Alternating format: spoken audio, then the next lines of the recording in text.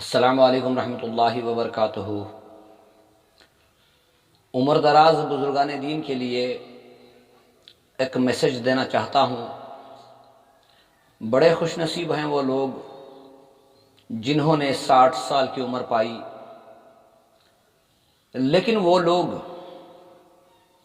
جو 60 سال تک پہنچ گئے لیکن انہیں ابھی تک دین کی سمجھ نہیں آئی، دنیا میں آنے کا مقصد سمجھ میں نہیں آیا۔ اللہ تبارک و تعالیٰ نے کلام پاک کے اندر ارشاد فرمایا فَإِذَا فَرَغْتَ فَانْصَبْ وَإِلَىٰ رَبِّكَ فَارْغَب۔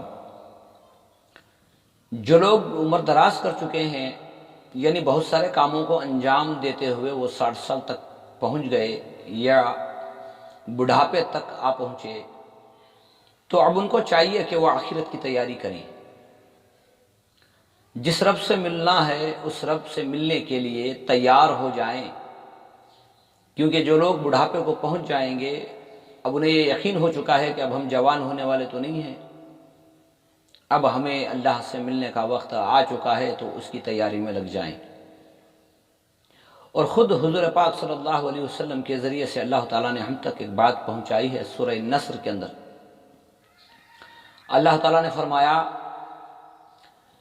فی دین اللہ افواجا فسبح بحمد ربک واستغفر انہ کان توابا۔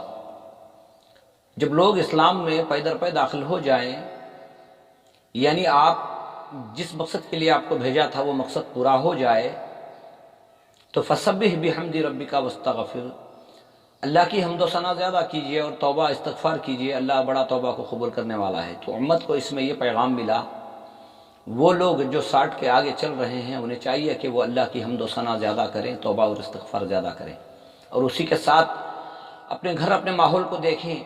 کیا میرے جانے کے بعد میرے بچے کیا میرے لیے اصال ثواب کا ذریعہ بنیں گے؟ کیا میری آل و اولاد میں دین چھوڑ کر جا رہا ہوں؟ کیا میں اپنے آل و اولاد میں دنیا چھوڑ کر جا رہا ہوں یا دین چھوڑ کر جا رہا ہوں؟ جو چھوڑ کر جاؤ گے وہی وہاں پاؤ گے۔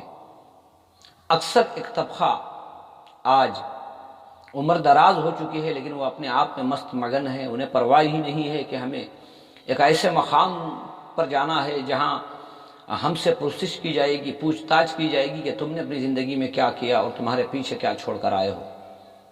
عمر دراز لوگوں سے میری ایک عاجزانہ گزارش ہے، نوجوانوں کی عبادت کو اللہ تعالیٰ زیادہ پسند کرتا ہے، اور جو لوگ عمر دراز کر چکے ہیں، بڑھاپے کو پہنچ چکے ہیں، ان کی دعاؤں کو اللہ تعالیٰ بہت محبت سے دیکھتا ہے۔ تو میرے بھائیوں، وہ لوگ جو 60 پار کر چکے ہیں، میری التجا ہے کہ زیادہ استغفار کریں، توبہ کریں، اور اپنے اہل و عیال کے لیے دعائیں کریں کہ اے اللہ میرے جانے کے بعد میرے ماحول میں، میرے گھر بار میں، میرے آل و اولاد میں اے اللہ دین کی سمجھ عطا فرما، اے اللہ انہیں عبادت کی توفیق شوق پیدا فرما۔